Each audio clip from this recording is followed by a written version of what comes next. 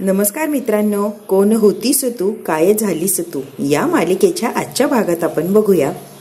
यमुनाने कावेरीची जी dish असते त्याच्यावर झाकण काढते आणि जोरात अशी हसायला लागलेली असते. बघा बघा काय सुंदर फराळ आहे, वा वा वा वा.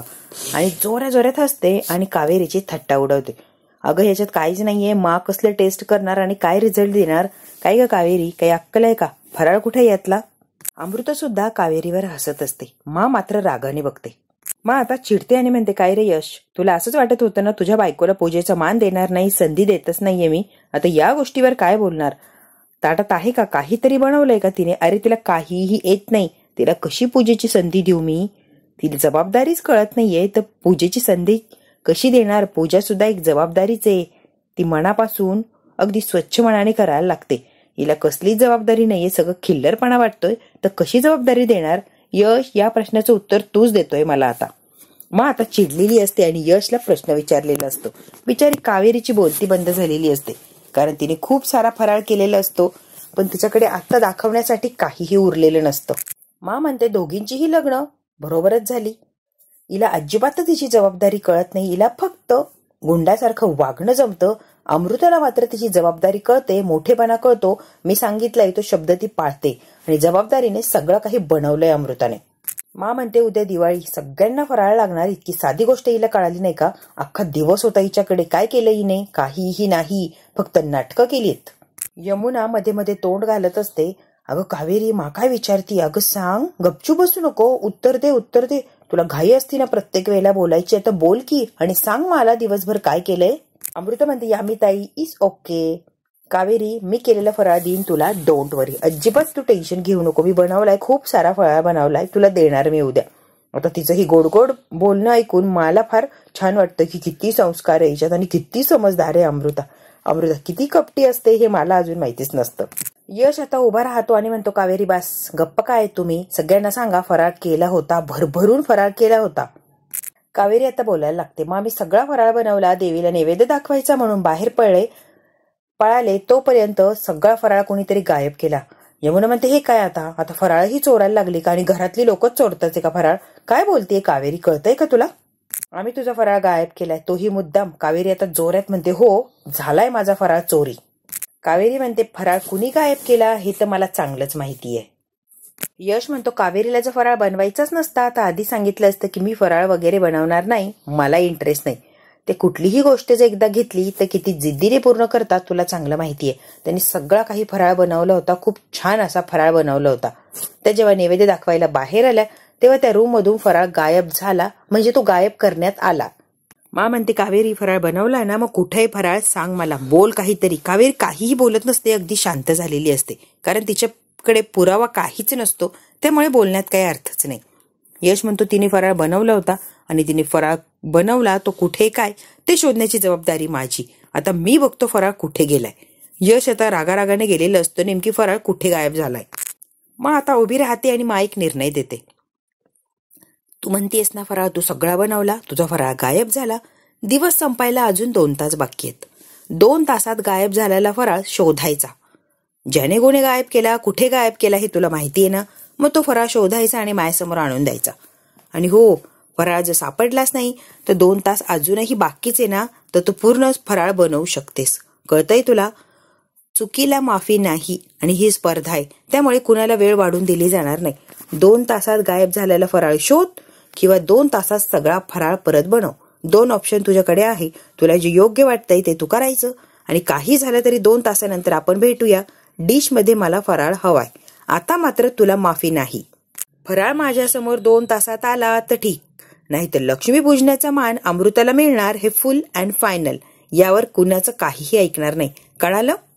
मा तेवढा निर्णय सांगते आणि रागारागाने तिथून निघून गेलेली असते. अमृता आणि यमुनाच्या चेहऱ्यावर जबरदस्त असा आनंद असतो, हसू असतं, कारण त्यांना खूप छान वाटत असतं की कावेरी तोंडावर पडलीये. हॉलमधून सगळेच चाललेले असतात. यमुना म्हणते, कावेरी ऑल द बेस्ट, फराळ शोध किंवा माझ्या समोर आणून ठेव किंवा नवीन फराळ बनव, खूप ऑप्शन आहे तुझ्याकडे. आणि यमुना आता तिथून निघून गेलेली असते. अमृताही तिथून निघून जाते तिचा फराळाचा ताट घेऊन. आता तिच्या जवळ येते विद्या. वहिनी, मला तुमचं काही ऐकायचं नाही या, चला आत्ताच्या आत्ता माझ्यासोबत चला. तुम्ही कुठे जायचंय, मी म्हणतीये ना माझ्यासोबत चला, मग चला, प्रश्न विचारू नका आता. मी तुम्हाला फराळ बनवायला मदत करणार. आपण दोघे मिळून अगदी 2 तासात सगळ्याच्या सगळा फराळ बनवू शकतोय. चला तुम्ही, मी सांगतीये ना. कावेरी म्हणते, नाही विद्याताई, माने घातलेला नियम मोडायचा आणि कुणाचीही फसवणूक करायची, कुणाची मदत घ्यायची आणि मग फराळ बनवायचा हे मला जमणार नाही. माझे नियम मला मोडायचेच नाहीये. जो नियम घातलाय अगदी तसा आणि तसाच मला पाळायचा आहे. एक तर माझा फराळ शोधेन किंवा परत दुसरा फराळ बनवेन मी. विद्यासोबत बोलता बोलता कावेरीच्या लक्षात येतं की त्या लोकांना बाहेर नाश्ता दिलाय, म्हणजे फराळ दिलंय, त्यांना पाणी द्यायचंय, ते माझी वाट बघत असतील. मी आत्ताच आले, त्यांना पाणी देऊन मग आपण बोलूया याच्यावर. विद्या म्हणते, काय करायचं, एवढं टेन्शन आहे यांच्यासमोर, यांना फराळ बनवायचा किंवा शोधायचा आहे आणि हे बाहेर कुणाला पाणी देत आहे. कावेरी आता घाईघाईने पाणी द्यायला निघून गेलेली असते. यश आता घरामध्ये सगळे डब्बे चेक करत असतो, सगळीकडे चेक करतो कुठे फराळ लपून ठेवला असेल यमुनाने, म्हणून सगळीकडे शोधाशोध करत असतो तो. त्याच्या डोक्यातच येत नाही की तिने बेडरूम मध्ये लपून ठेवला असेल फराळ. सगळं किचन त्याने अगदी सगळं बघितलेलं असतं, कुठेही त्याला फराळ सापडत नाही. यशला खूप टेन्शन आलेलं असतं, फराळ कुठे गेला असणार, कारण 2 तासात सगळा फराळ बनवणं इम्पॉसिबल आहे. आता मात्र अवघड आहे, काही झालं तरी तो फराळ मला शोधायलाच लागणार, तरच कावेरीने फराळ केला हे सगळ्यांच्या समोर येणार. कावेरी आता लोकांना पाणी घेऊन येते. ताई, तुझ्या डोळ्यात पाणी. कावेरी काही बोलत नाही. अगं सांग ना ताई, संकोच का करतीये, सांग. आता कावेरी त्या लोकांना म्हणते, माझ्या सासूबाईंनी फराळाची स्पर्धा ठेवली होती, आम्हाला फराळ बनवायला लावला, मी सगळा फराळ बनवला होता. मी जेव्हा नैवेद्याचं ताट घेऊन देवापुढे आले तेव्हा माझ्या रूम मधला फराळ सगळा गायब झाला. आता मात्र त्यांनी विचारलं की फराळ कुठे, तेव्हा त्यांना दाखवण्यासाठी माझ्याकडे फराळच नाहीये. आता कावेरीने सगळा घडलेला प्रकार त्या लोकांना सांगितलेला असतो. ते दोघंही उठतात आणि कावेरीने जे सांगितलं ते ऐकून त्यांना वाईट वाटलेलं असतं. आमचं पोट भरलंय आणि आमची मदत केलीये, आता आम्ही तुझी मदत करणार. फराळ बनवायला आम्ही दोघंही तुला मदत करणार आणि आपण एका मिनिटात असा फराळ बनवूया. तुमचं मन खूप मोठं आहे. खरंच मला आनंद वाटला, माझी मदत करण्याची इच्छा दाखवली. पण नाही, तुम्ही मदत करू शकत नाही आणि मीही तुमची मदत घेऊ शकत नाही, कारण फराळ एकटीने बनवायचा असा सुद्धा नियम घातलाय. विद्या आता आलेली असते आणि विद्या म्हणते, कावेरी बहिणी, मी तुम्हाला मदत करू शकत नाही, ठीक आहे, पण लक्ष्मी आली असं म्हटलं ना, मग यांची मदत तर नक्कीच घेऊ शकता तुम्ही. आणि मला माझी मदत घ्यायची नाही इथपर्यंत ठीक आहे, पण यांची मदत घेतली तर काहीच प्रॉब्लेम नसणार आहे. त्यामुळे यांची मदत घेऊन तुम्ही फराळ नक्कीच बनवू शकता. वहिनी, या वेळेला हट्टीपणा करू नका प्लीज, तुम्ही ऐका. कावेरी त्या लोकांची मदत घेणार असते आणि सगळे मिळून पटापट असा फराळ बनवणार असतात. अमृता मात्र खूप खुश असते, कारण तिला माहितीये 2 तासात काहीही होऊ शकत नाही, फराळ वगैरे बनवू शकत नाही. त्यामुळे जिंकणार मी आणि मीच, आणि पूजेचा मान सुद्धा मीच पटकवणार. हॉलमध्ये सगळे परत जमा झालेले असतात आणि आता कावेरी फराळ आणणार की परत रिकामं ताट आणणार या गोष्टीसाठी सगळे वाट बघत थांबलेले असतात. त्यांच्याबरोबर विद्या, यश, पौर्णिमा सगळेच असतात. पौर्णिमा काकू म्हणते, फक्त 15 मिनिटं उरली आहेत. आता कोण जाणे परत माती खाती की काय आणि रिकामं ताट आणती की काय. 2 तासात काय फराळ बनवणारे वहिनी तरी काय. अहो वहिनी, त्या आगाऊ मुलीला 2 तासात काय जमणारे, अख्खा दिवस गेला तेव्हा तिला काही करता आलं नाही आणि 2 तासात ती काय दिवा लावून दाखवणार आहे. आपणही काय मूर्खासारखी तिची वाट बघतो. मी तुम्हाला गॅरंटी देते, काहीही करू शकणार नाहीये ती, परत मातीच खाणार. मा मात्र काहीही बोलत नाही, कारण बघितल्याशिवाय, काही समोर असल्याशिवाय काहीही बोलण्यात काही अर्थ नसतो. त्यामुळे मा अगदी शांत उभी असते. यमुना आणि अमृता यांना खूप असा आनंद असतो, कारण त्यांना माहितीये 2 तासात ती काही करू शकत नाही आणि यमुनाने तर फराळ लपून ठेवलेला असतो. त्यामुळे आता चांगली फजिती होणार आणि तोंडावर पडणार, अपमान होणार तो फक्त कावेरीचा, आणि पूजेचा मान तिला मिळणार नाही. त्यामुळे दोघींना खूप असा आनंद झालेलाच असतो. पौर्णिमा इतकी बडबड करत असते, उद्यावर दिवाळी आणि आपल्या घरात फराळ नाही, आतापर्यंत असं झालेलं नाहीये, काय बोलायचं मला तर कळतच नाहीये. बघा तुम्ही काय करायचंय ते, काय चाललंय आणि काय नाही. मग आता जोरात आवाज देते, कावेरी फराळ घेऊन ये, आम्ही सगळे बाहेर थांबलोत, तुझे 2 तास झालेत आता. यशला विचारायला टेन्शन आलेलं असतं, तो आज जाऊ शकत नाही, आत गेला तर यानेच मदत केली असं सगळं म्हणणार. यश, विद्या सगळे यांच्या सोबतच आणि यांच्या समोरच उभे असतात, कारण परत तिच्यावर काही शंका नको, यांनी मदत केली म्हणून तिने बनवलं असं व्हायला नको. मा म्हणते, ठीक आहे. आता कावेरीला आवाज देऊन बराच वेळ झाला, ती काही येणार नाही किंवा तिने काही निरोपही दिला नाही. आता ती जर येणारच नसेल तर मी सगळ्यांच्या समोर सांगून टाकते, अमृता या स्पर्धेची विनर. तिकडून लगेच आवाज येतो, थांबा मा, कुठलाही निर्णय देऊ नका, मी आलीये. आता मात्र सगळे कावेरीकडे बघतात, काय हिंमत यायची. अमृता आता हसायला लागलेली असते आणि चेहऱ्यावर खूप आनंद असतो, कारण मी जिंकणार हे तिला माहितीच असतं. उदय सुद्धा हसत असतो, कारण पूजेचा मान त्या दोघांना मिळणार असतो. कावेरी आता तिचं ताट घेऊन आलेली असते आणि तिने ताट आणलंय हे बघून अमृताच्या आणि यमुनाच्या चेहऱ्यावर आता 12 वाजलेले असतात. तिने शब्द पाळलेला असतो. अगदी 2 तासात परत ती समोर आलेली असते. आता फराळाचं ताट माच्या समोर ठेवते आणि म्हणते, मा चव घेऊन सांगा कोणाचा फराळ चांगला झालाय. यमुना म्हणते, अगं हो मा, फराळ टेस्ट कर आणि कसा झालाय काय झालाय सांग की. दिवसभर कष्ट करून बिचाऱ्या अमृताने इतका सुंदर असा फराळ बनवलाय, तो टेस्ट कर, तो कसा आहे ते सांग. की घाई गडबडीत कावेरीने अगदी 2 तासात जो फराळ बनवलाय तो कसा झाला हे टेस्ट करून सांग. मा तू फराळ टेस्ट करच ग, बघूया कावेरीने काय दिवे लावलेत. ठीक आहे, आता यमुना मी सांगते तसं कर. दोघींचीही फराळाचे ताटं असं ठेव की कोणता फराळ कुणाचा हे कळालंच नाही पाहिजे.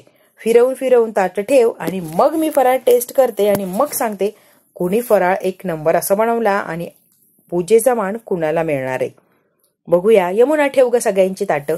आता दोघींचीही ताटं समोर आलेली असतात, ती ठेवायची असतात की कोणतं कोणाचं हे मला कळतं का म्हणे अशी ती ताटं ठेवायची असतात. आणि मग खाऊन सांगणार की कोणता फराळ कुणी बनवलाय आणि उत्तम आहे की नाही. यमू काय तयारच असते, लगेच पुढे येते आणि हातातली ताटं घेऊन ती तयारीला लागते. यमुनाने या दोघींचीही ताटं घेतलेली असतात, बरोबर माच्या तिथे ठेवलेली असतात. मग आता पाठमोरी उभी असते. आता मला सांगणार की समोर बघ आणि फराळ टेस्ट करून सांग कोणता फराळ कुणाचा खूप सुंदर असा झालाय. आता सगळ्यांनाच आश्चर्य होतं आणि नेमकी कोण जिंकणार, कोण विनर होणार याची सगळ्यांना उत्सुकताही लागलेली असते. मा योग्य तोच निर्णय देणार, यात काही वादच नाही. मग आता दोन्ही ताटातला फराळ टेस्ट करत असते. सगळे पदार्थ ती थोडे थोडे थोडे थोडे टेस्ट करत असते आणि प्रत्येक पदार्थाची चव ती अगदी मन लावून घेत असते. सगळे आता माकडे आनंदाने बघत असतात. मा खाणार आणि नक्की ठरवणार कोण सर खूप सुंदर असा फराळ बनवलाय आणि कुणी अगदी जेमतेम असा प्रयत्न केलाय. अमृताला माहितीच नसतं मा काय आणि मा काय निर्णय देणार. अमृताला वाटतं की बाहेरून फराळ आणून ठेवलाय, जिंकणार फक्त मीच आणि माच्या काय लक्षात येणार नाही की हा फराळ बाहेरून आणलाय.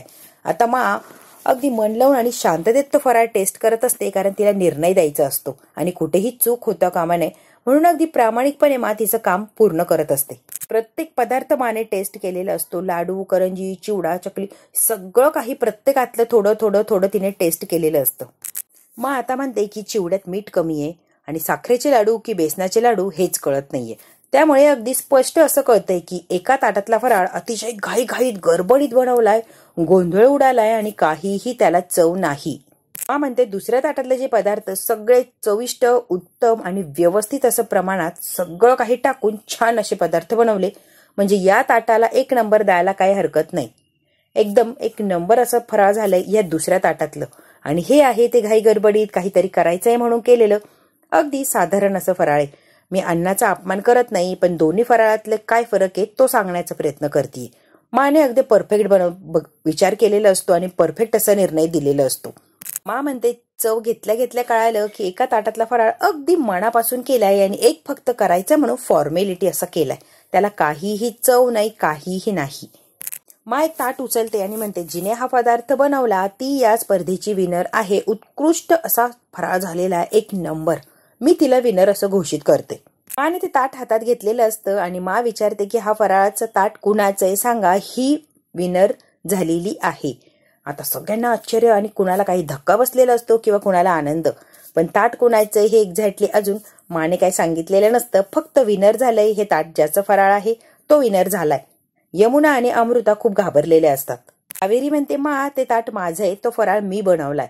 आता मात्र मला धक्काच बसतो. अगदी 2 तासात इतकं परफेक्ट असं फराळ बनवलाय आणि टेस्ट इतकी उत्तम आहे की बस. आणि ह्या दुसऱ्या ताटातलं बेचव घाईघाईने बनवलेलं, काहीही चव नाही किंवा कुठल्याही पदार्थाला प्रमाण नाही असलं पदार्थ बनवले, तेही अख्खा दिवस घालवून. आणि 2 तासात इतकं उत्तम, इतकं सुंदर असं फराळ बनवलंय, तेही कावेरीने. मग आता धक्क्यानेच बघायला लागते या कावेरीकडे. पौर्णिमा फक्त जळत असते आणि मध्ये मध्ये करत असते, काय गे मुली, इथे आली तेव्हा साधा पापडही वाचता येत नव्हता, इतकं सुंदर उत्तम असा फराळ बनवू शकते, शक्यच नाही. वहिनी एक खोटं बोलती, याचं ताटच नाहीये ते. मुद्दाम पौर्णिमा बोलत असते, दिवाळीचा फराळ इतका चांगला कसा केला, तुला साधा पापडही वाचता येत नाही आणि इतका सुंदर फराळ हे शक्यच नाहीये. वहिनी ही पोरगी खोटं बोलतीय. यश म्हणतो काकू, सगळ्या पदार्थांची एकच सिक्रेट रेसिपी, ते म्हणजे आपल्या सगळ्यांवर असलेलं कावेरीचं प्रेम. प्रेमाने अगदी मनापासून आपुलकीने बनवलाय हा फराळ, म्हणून त्यात प्रेम उतरले आणि इतका टेस्टी झालाय हा फराळ. कळालं, अगदी घाईघाईने फॉर्मॅलिटी म्हणून करायचं म्हणून केलेला नाहीये किंवा कुठली खुन्नस काढायची म्हणूनही हा फराळ बनवलेला नाहीये. प्रेमाने आपल्या माणसांसाठी बनवलाय ना, म्हणून काहीतरी वेगळीच चव आहे. आणि कावेरी सगळं काही शिकताय हळूहळू, आणि फराळही त्या शिकल्या, आणि तो तुमच्या समोर आहेच की. पण आता शांत बसलेली असते, माची बोलतीच बंद झालेली असते. विद्या काय, चला सगळ्यांनी फराळ टेस्ट करा भाऊजी, पहिली टेस्ट तुम्हीच घ्या की. यश सगळ्यांच्या समोर म्हणतो, कावेरी तुम्ही पण टेस्ट करा की. आता कावेरी माकडे बघते आणि मा यश आणि कावेरीकडे बघत असते. दोघही जरा आता चपापलेल्या असतात. यश तरीही लाजत नाही आणि म्हणतो, माझ्या बायकोलाही कळू दे ती किती सुगरण आणि किती उत्तम चवीचा तिने फराळ बनवलाय अगदी 2 तासात. मा रागानेच बघत असते यशकडे की काय चाललंय, सगळ्यांच्या समोर तिला फराळ भरवतोय का हा. अमृताच्या चेहऱ्यावर 12 वाजलेले असतात. अगदी रूप रंग सगळं काही उडून गेलेलं असतं. शेवटी खोटेपणा केलेला असतो, बाहेरून फराळ आणलेला असतो आणि तो माच्या समोर ठेवलेला असतो, आणि मग जिंकायला बघत होती. काहीही न करता कशी जिंकणार, बरोबर रिझल्ट दिलेला असतो माने, आणि अमृता तोंडावर पडलेली असते. तिकडे यमुनाचीही तीच अवस्था असते. सगळ्यांच्या समोर लाडू भरवतो कावेरीला. माने आता खाली बघून घेतलेलं असतं. यश अजिबात लाजत नाही किंवा त्याला ऑकवर्डही फील होत नाही. यश लाडू टेस्ट करतो. वा काय सुंदर, हे फक्त तुम्हाला जमू शकतं कावेरी, उत्तम पदार्थ बनवलेत तुम्ही. मला इतका राग येतो की सगळ्यांच्या समोर एवढं काय कौतुक चाललंय हिचं, तरीही यश काय थांबायला तयार नसतो, भरभरून असं कौतुक करत असतो. विद्या आता अमृताच्या समोर येते आणि म्हणते, मोठ्या जाऊबाई फराळ टेस्ट करा की. अहो खाऊन तर बघा, खूप सुंदर आहे, माने सांगितलंय म्हटल्यावर सुंदरच असणार. आणि बघा, वाईट अजिबात वाटून घेऊ नका, तुमचा फराळ सुद्धा आम्ही खाणार, गोड मानून तोही फस्त करणार. तुम्ही टेन्शन घेऊ नका हो, आणि नाराज वगैरे अजिबात तर होऊ नका. फराळ संपणार, तुमचा सुद्धा फराळ संपणार. विद्या एकदा बोलायला लागली की ती अजिबात थांबत नसते. मा म्हणतात, कावेरी दोनदा फराळ बनवला, दमली असशील. स्पर्धा तूच जिंकलीये, पूजेचा मान तुझाच आहे. हातपाय धुवून फ्रेश होऊन लगेच ये. आता यशलाही ऐकून खूप आनंद झालेला असतो. मा ही सगळं काही हसून म्हणत असते, कारण माने शब्द दिलेला असतो, जो उत्तम फराळ बनवेन त्याचीच जोडी पूजेसाठी बसणार. आता मला ते सांगायला लागतं सगळ्यांच्या समोर, आणि पूजेचा मान यश आणि कावेरीलाच मिळालेला असतो. पूजेची साडी द्यायची आहे तुला, जा आणि लवकर हातपाय धुवून ये, पूजेची साडी देते तुला मी. हे अमृता ऐकते आणि अमृताला राग आलेला असतो. तिला कसला पूजेचा मान आणि तिला कसली साडी पूजेची साडी मलाच मिळायला हवी. कावेरी फ्रेश व्हायला जेव्हा जाते, तिच्या बाथरूम मध्ये म्हणजे तिच्या साबण वगैरेला काहीतरी केलेलं असतं किंवा टॉवेलला काहीतरी लावलेलं असतं की तिला पूर्ण असे रॅशेस आलेले असतात. अमृता हे तिच्या दरवाजाच्या बाहेर उभा राहून चोरून चोरून बघत असते. सगळा काही प्लॅन असतो तो अमृतानेच केलेला असतो. कावेरी जेव्हा तोंड पुसण्यासाठी टॉवेल वापरते आणि आरशात बघते, सगळ्या चेहऱ्यावर रॅशेस आलेले असतात, खूप मोठे मोठे असे. इतकी घाबरते, माझ्या चेहऱ्याला काय झालं आणि हे काय झालंय. आता बिचारी घाबरते आणि रडायला लागलेली असते ही कावेरी. अमृता दरवाजाच्या बाहेर उभा असते आणि हसत असते, कारण कावेरीला त्रास झाला. तिला मस्तपैकी आनंद वाटत असतो आणि ती हसून हिची मजा घेत असते. ही मात्र घाबरलेली असते की अचानक माझ्या चेहऱ्याला काय झालं. जेव्हा फ्रेश व्हायला गेले तेव्हा चेहरा तर क्लीन होता, जेव्हा फ्रेश होऊन आले तेव्हा एका मिनिटात असं काय झालं की एवढे रॅशेस आले. अमृता आता कावेरी जिंकली म्हणून खूप राग आलेला असतो. तिच्या बेडरूम मध्ये येते आणि दार लावून घेतलेलं असतं. अमृता म्हणते, इतके प्रयत्न केले तरी ही कावेरी जिंकलीच का. काहीही झालं तरी उद्याची पूजा मीच करणार, कावेरीला मी बसूच देणार नाही, कारण मला जिंकणं आवडतं, हरणं नाही. आणि ही कावेरी काय मला हरवू शकते, फडतूस. मी हरणार नाही आणि पूजा मीच करणार, याच्यासाठी मला काहीतरी करायला लागणार. अमृता आता काहीतरी जबरदस्त असा प्लॅन करते. कावेरी म्हणते, हे कसं झालं, बिचारीला खूप टेन्शन. आणि इकडे अमृताला दरवाजाच्या बाहेर उभा राहून आठवत असतं की तिने सगळं काही कावेरीला त्रास देण्यासाठी, तिला ही रॅशेस यावे म्हणून कसं काय प्लॅन केलं. तिच्या टॉवेलवर असली काय पावडर टाकलेली असते की ती पावडर टाकून तो टॉवेल तसाच झाकून ठेवलेला असतो. कावेरी तो टॉवेल घेते आणि फक्त तोंड पुसते की लगेच तिला ते रॅशेस आलेले असतात. आणि आत्ता काही सगळं काही प्रसंग तिला आठवलेला असतो अमृताला, की आपण हिला असा त्रास व्हावा म्हणून असं केलंय. अमृताला खूप आनंद मिळत असतो आणि दरवाजाच्या बाहेर उभा राहून ती हसत असते आणि हिची गंमत बघत असते. बिचारी कावेरी मात्र खूप टेन्शन मध्ये असते की हे झालंय तरी काय. सगळं काही अमृताला आठवतं की तिने नेमके कसं काय हिला त्रास देण्यासाठी केलं, आणि दरवाजात अजूनही उभा राहून ती हसतच असते. तिच्या चेहऱ्यावर जे झालेलं असतं ते खूप आता वाढायला लागलेलं असतं. यश येतच असतो तेवढ्यात पार्थ आणि अनुष्का धिंगाणा घालत असतात. मा वाचव, अरे मामा वाचव, ही मारतीये मला. अरे बाहेर जाऊन खेळा की यश सांगतो त्यांना. पार्थ प्लीज बाहेर जाऊन खेळा, इथे गोंधळ घालू नका. अनुष्का जरा शांत बसतीस का. पार्थच्या हातात लाडू असतो. यश बघतो आणि बेडरूम मधून आला आणि लाडू कुठून आणला, हा लाडू कुठून मिळाला. अरे आईने कपाटातून काढून दिला. कपाटातून? हो. पार्थ म्हणतो, अरे मामा आमच्या कपाटात लाडू ठेवलेत, खूप सारा फराळ आहे आमच्या कपाटात. मामा खाऊन बघ, खूप टेस्टी एक नंबर असे लाडू आहे. आता यश खातो आणि त्याला लगेच कळतो कावेरीने मगाशी बनवलेले लाडू आणि हे लाडू सेम अशीच टेस्ट आहे. यश आता यमुनाच्या कपाटात बघतो तो काय सगळी पिशवी भरलेली असते फराळाने. म्हणजे हे काम यामेदीचं होतं आणि तिनेच कावेरीचा फराळ चोरला होता. यमुना सुद्धा यशच्या समोर असते, त्याने पिशवी हातात घेतलेली असते. आता यमुनाची बोलती बंद झालेली असते. हा भाग इथे संपला. पुढच्या भागात काय होणार अगदी थोडक्यात बघूया. मग कावेरीला हळदी कुंकू लावायला पाटावर बसवते आणि तिचा चेहरा बघते. काय झालंय तुझ्या चेहऱ्याला, एवढे डाग कसे पडलेत? पौर्णिमा जोरात ओरडते, वहिनी हिला कांजण्या आल्या. अरे देवा, आता ही कशी बसणार पूजेला? आणि अमृताच्या चेहऱ्यावर हसू येतं, कारण कांजण्या आल्या तर ही पूजेला बसूच शकत नाही असं पौर्णिमाने सांगितलं. आता बघूया यावर मा काय निर्णय देते. हा भाग इथे संपला. पुढे काय होतं हे बघायचं असेल तर बघायला लागणार उद्याचा भाग. व्हिडिओ आवडल्यास लाईक, शेअर, सबस्क्राईब नक्की करा. धन्यवाद.